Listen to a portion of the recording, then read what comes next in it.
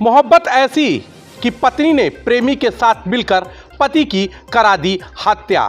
वहीं पकड़ा गया प्रेमी ने पुलिस वालों के सामने बाल सहलाते हुए और हंसते हुए बोला कि क्या प्यार के लिए मैं इतना भी नहीं कर सकता हूं, मुझे कोई पछतावा नहीं है।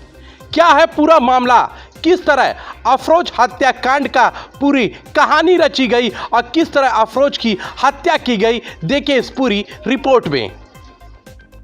इस हंसते हुए चेहरे को आप ध्यान से देखिए, ये कोई और नहीं अफरोज की पत्नी का ये प्रेमी है और अफरोज का कातिल।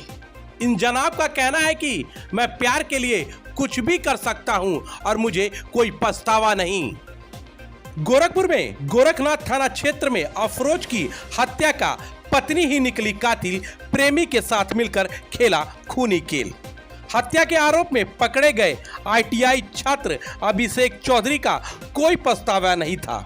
जेल तो वो पहली बार जा रहा था, लेकिन पुलिस की गिरफ्त में होने के बाद भी वो मुस्कुराते हुए प्रेस कॉन्फ्रेंस में पहुंचा। बालों को ठीक करते हुए बोला कि मैं सादिया से मोहब्बत करता हूं और मोहब्बत में इतना भी नहीं करते तो क्या करते, मुझे कोई पछतावा नहीं है। मैंने तो जब अपने दोस्तों से प्यार के बारे में बताया तो वो भी हत्या के लिए तैयार हो गए थे, बिना रुपए व बिना शर्त के। जब वो मेरे दोस्त इतना कर सकते तो मैं मोहब्बत के लिए क्यों नहीं कर सकता।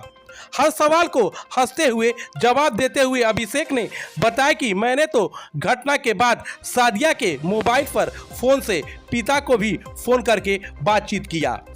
जनपद गोरखपुर के थाना गोरखनाथ क्षेत्र में 24/25 की रात को एक व्यक्ति अफरोज, जो कि 50 वर्षीय जिनकी उम्र थी और रेलवे में नौकरी करते थे, उनकी हत्या के संबंध में रात में 2 बजे के आसपास सूचना मिली, जिसको कि तत्काल पुलिस द्वारा घटनास्थल का निरीक्षण किया गया। घटनास्थल के निरीक्षण से बात प्रकाश में आई कि उनकी हत्या किसी धारदार हथियार से उन्हीं के घर के अंदर, उन्हीं के बेडरूम में की गई है। तत्काल शव को पोस्टमार्टम के लिए भेजा गया। परिस्थिति जन साक्ष्य के लिए फोरेंसिक की टीम द्वारा एविडेंसेस इकट्ठा किए गए। घर के बाहर और घर के अंदर कई CCTV कैमरास लगे थे, जिनकी फुटेज को सुरक्षित किया गया।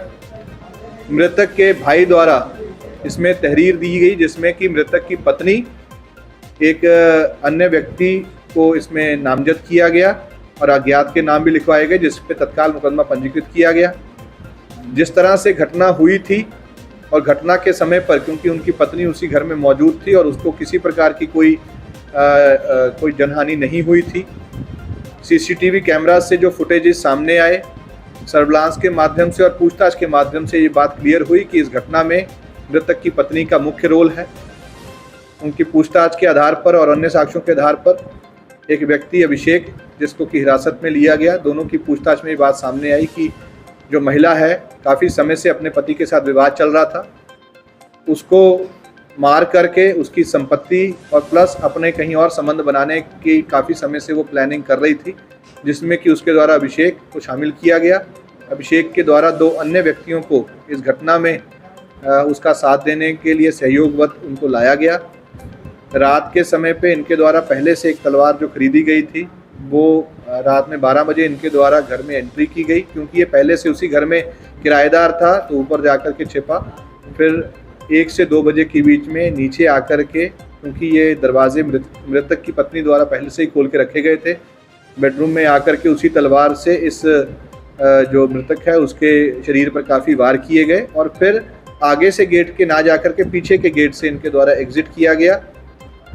इस घटना में का खुलासा आज हुआ है, जिसमें कि मृतक की पत्नी सादिया, उसको गिरफ्तार किया गया है। साथ ही साथ जो मुख्य अभियुक्त इसका है अभिषेक, उसको भी गिरफ्तार किया गया है। इस घटना में 2 अन्य लोग हैं जो भी फरार हैं, जिसके लिए पुलिस की दबिश लगातार चल रही है। इन दोनों को अरेस्ट करके जेल भेजा जा रहा है और इस घटना का सफल अनावरण इस टीम द्वारा।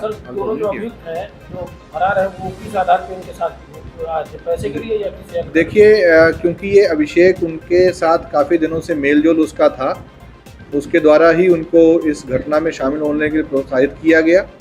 इसके अतिरिक्त उनकी गिरफ्तारी के उपरांत चीज़ें और क्लियर होंगी, क्या उसका मुख्य कारण रहा वो बाद में सामने।